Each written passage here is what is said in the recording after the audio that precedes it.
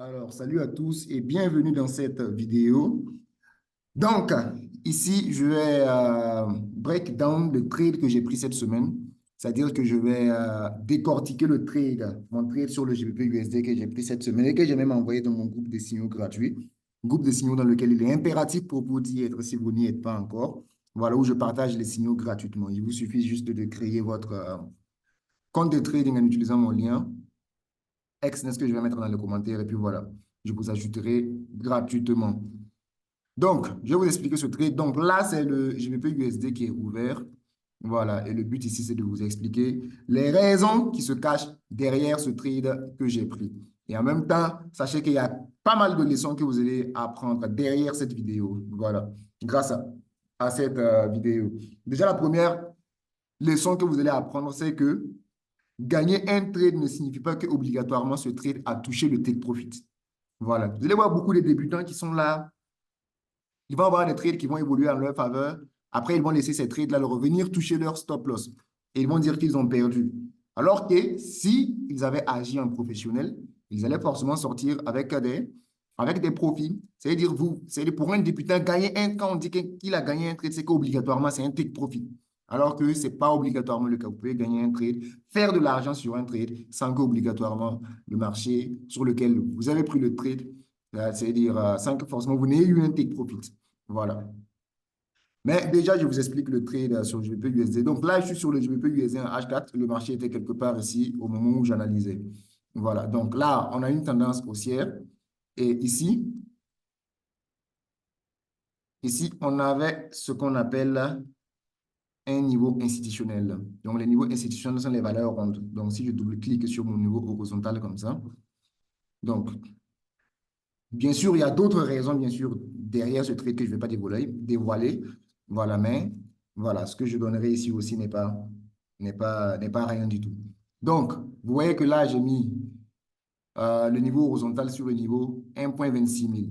Donc, ce qui représente en réalité un niveau de support et de résistance institutionnelle. Maintenant, qu'est-ce que je vais faire? Je vais prendre le rectangle et je vais tracer ça, je vais transformer ça en zone. Vous voyez un peu ce que je veux dire? Donc, je vais carrément transformer ça en zone et voici ce que ça me donne comme une zone. Donc là, c'est comme si j'avais une confluence entre le niveau institutionnel et ce niveau de support-résistance. Vous voyez? Et qu'est-ce qu'il me reste à faire? Attendre d'abord que le marché vienne.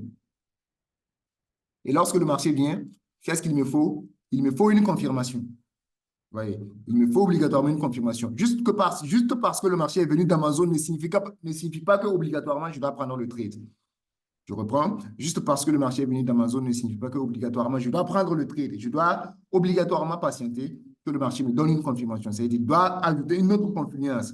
Il doit montrer un signe qu'il est en train de vouloir renverser pour aller à la hausse. Et c'est ça que je vais attendre à partir de maintenant. Et forcément, j'ai besoin de voir une configuration de hausse. Donc, pour le moment, je ne vois pas. Là, je vois une bougie d'indécision, une bougie baissière. Je vois une bougie haussière, mais sauf que ça a clôturé en dessous de cette bougie baissière-là. Donc, là, une bougie d'indécision. Vous voyez, là, une bougie d'indécision. Si cette bougie-là avait clôturé légèrement au-dessus, j'allais rentrer, mais là, je ne peux pas. Donc, là encore, une bougie d'indécision. Et puis voilà notre bougie de confirmation. Parce que quand vous regardez là, on a une hausse qui est bien visible et qui a clôturé clairement au-dessus de tout ce range-là.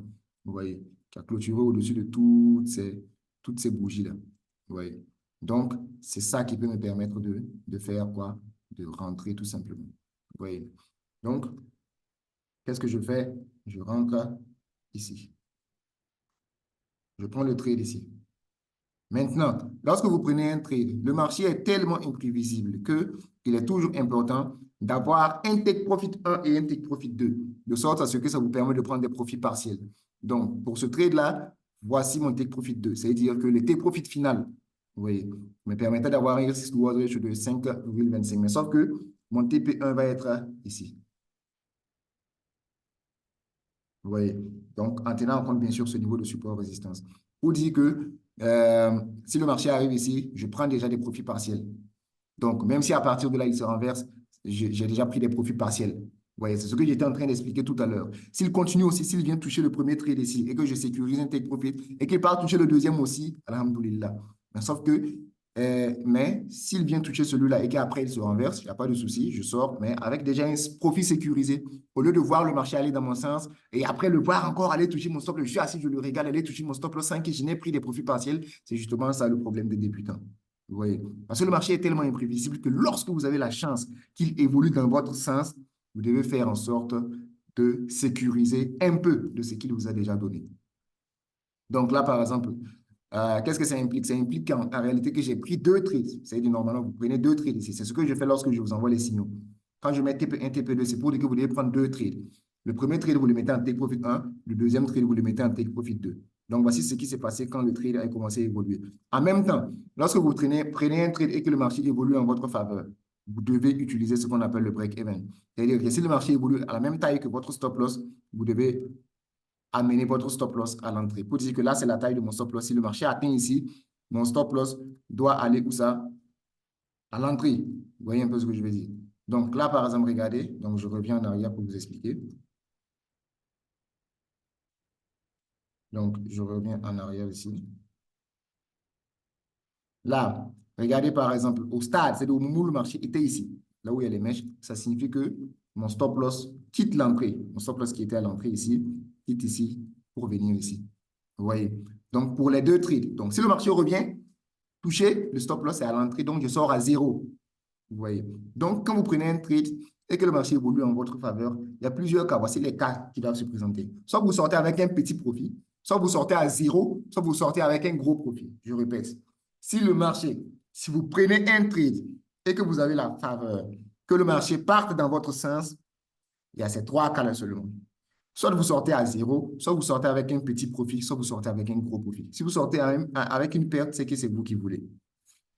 Donc, ça veut dire qu'à ce stade-là, mon stop loss se trouve ici. Et en même temps, vous avez compris, si le marché évolue de deux fois mon stop loss,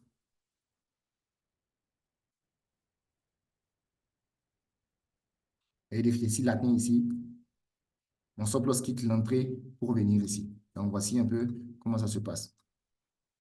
Vous voyez, ça veut dire qu'au stade où le marché est ici, le stop loss des deux positions se trouve ici. Au même moment, regardez, pour la première position, on a quoi? On a un take profit 1. Vous voyez un peu. Donc, ça veut dire que la première position vient toucher son take profit et là-bas, on est automatiquement out. Là-bas, on est automatiquement out avec combien de pips? Avec 80 pips environ de profit. Et maintenant, c'est le deuxième trade qui est toujours en cours. Et le deuxième trade, lui, son stop loss est ici. C'est-à-dire en profit aussi. Il faut dire que si le marché revient, il va le toucher et on sort en profit. Donc, voici ce qui s'est passé. Donc, vous voyez, qu'est-ce que le marché fait? Il retourne et il part toucher le stop loss de l'autre trade là, qui était toujours en cours. Donc, le premier trade est sorti en take profit 1, le deuxième trade est sorti en break-even, mais sauf que ce n'est pas n'importe quel break-even, c'est un break-even dans lequel on avait déjà sécurisé quelques pips, et d'environ 35 pips comme ça. Vous voyez, voici. Donc, environ 35 pips. Donc, les deux trades sont out. Même si le marché continue de toucher le stop loss, est-ce qu'on a perdu sur ce trade? Non. Donc, voici comment vous devez agir en tant que professionnel. C'est-à-dire, à partir du moment où le marché évolue un peu dans votre faveur, de faire en sorte que soit vous sortez à zéro, soit vous sortez avec un petit profit, soit vous sortez avec un gros profit. Donc, ce trade-là m'a permis de gagner 3 800 $. Vous voyez? Donc, tout simplement, voilà. Alors que, c'est-à-dire, si c'était un débutant et que le marché revient toucher, bien sûr, le marché n'est pas venu toucher le stop loss. Bien sûr, après le marché, voici ce que le marché a fait après. Voilà. Là, c'est là où il est actuellement. Donc, il n'a pas touché le stop loss, mais peu importe, j'étais sorti ici en profit. Et c'est comme ça qu'on gère un trade en tant que professionnel. Voilà. Donc, voici, c'est le trade, c'est le seul trade que j'ai pris cette semaine. Et si vous voulez rejoindre le groupe des signaux gratuits, vous m'écrivez directement sur WhatsApp. Donc, si vous voulez rejoindre le groupe de signaux gratuits, vous pouvez directement m'écrire sur WhatsApp pour que je vous ajoute. Vous pouvez créer votre lien, votre compte, à partir du lien que je vais mettre directement en description. Et je vous ajoute dans le groupe de signaux gratuits. Si vous voulez aussi souscrire à nos programmes de formation, c'est le même numéro. Vous m'écrivez plus 226 55 50 73 73 sur WhatsApp. Et ça sera un plaisir pour moi de vous répondre et de vous aider. Donc, ça va être tout pour cette vidéo. Merci de l'avoir regardé. On se retrouve dans une prochaine vidéo.